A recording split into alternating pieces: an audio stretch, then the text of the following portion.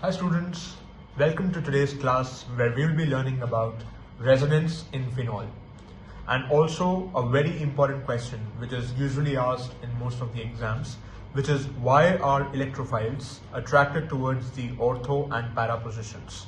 So this is one of the important questions related to the concept of resonance, so we will also be talking about it.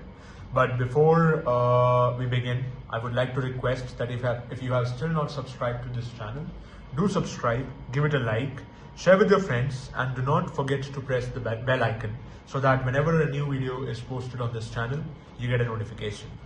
So let's begin. So even before we begin, I would like to talk about what is an electrophile. So electrophile is any chemical species. Now what is a chemical species? Maybe it may be an atom, it may be an ion, it may be a molecule. So any chemical species which is basically atom, ion or molecule that is electron deficient. Basically that is why it is represented with E plus symbol, which denotes that it is electron deficient. The electron density is less. And I would like to give another note here. So opposite of electrophile is nucleophile. So just like electrophile is an electron deficient species, nucleophile is electron efficient or electron rich species. So just like electrophile is any species like atom, ion or molecule which has less electron density, and nucleophile has more electron density. So in this context, the ortho and para positions will be considered nucleophiles because electrophiles are always attracted towards nucleophiles. So before we begin, I would like to talk about what is resonance. So resonance is basically delocalization of electrons. So if I want to explain, I will draw the phenol. So we always draw this ring inside the benzene structure. So this is phenol. Phenol is basically the OH group with benzene. So electrons are not drawn like if it would have been a Lewis structure. So in a Lewis structure, we draw benzene like this with proper lines. But electrons are not present like at particular locations. They are delocalized. They are delocalized within the structure, and that is why we represent it as a circle. So that's where resonance sets in. And basically resonance is the delocalization of electrons. So I would also like to now tell what are ortho, meta and para positions. So this is called the ortho position. Ortho position. Similarly, this is also ortho position. This is meta position.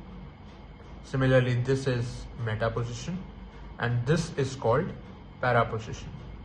So now that we have understood some key concepts, I would like to begin with the resonance structures and explain why the electrophiles are always attracted towards the ortho and para positions. So let's begin. So let's assume the hydrogen has left the structure. So what remains behind is O negative plus H plus. So this is gone. So if it would have been OH, so H goes away, leaving behind an electron. So that is why this negative charge stays with the oxygen. So this is gone away. Hydrogen is gone away. This is just for explanation purposes. You don't have to draw this line. This is just for explanation purpose. So now this negative charge comes here. So when this negative charge comes here, we know that carbon is present here. So carbon has tetravalency. So if this negative charge is coming here, which means a bond is coming here, this bond has to go somewhere else, which will mean that it will come here because one carbon has only tetravalency. It cannot have more than 4 bonds. So this will come here. So we always represent, this will always be in a state of equilibrium. So this is the symbol of equilibrium. So after our electron shifts, this will become double bond O since this charge has come here. Now this bond comes on this position. Now this will hold a negative charge and rest as it is. Now since this is delocalized, as we know, so this negative charge will travel here, and since another carbon atom is present here, this has to move.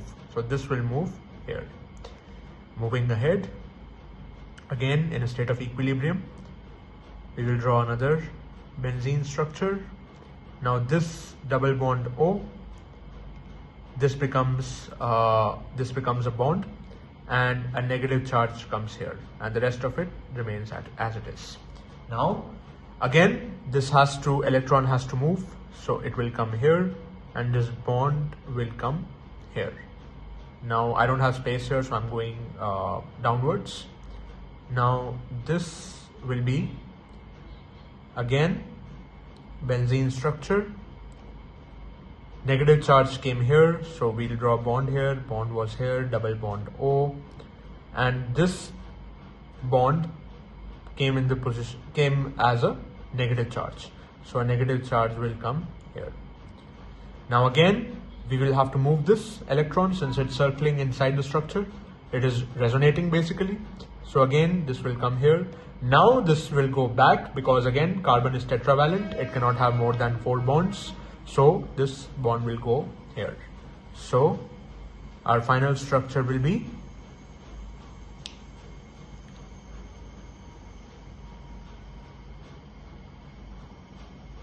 and O with a negative charge. So we began like this and we arrived at this.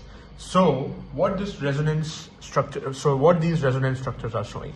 As you can see, a negative charge was always built at the ortho positions. So a negative charge was built here, a negative charge was built at the para position, this one, and a negative charge was again built at the ortho position.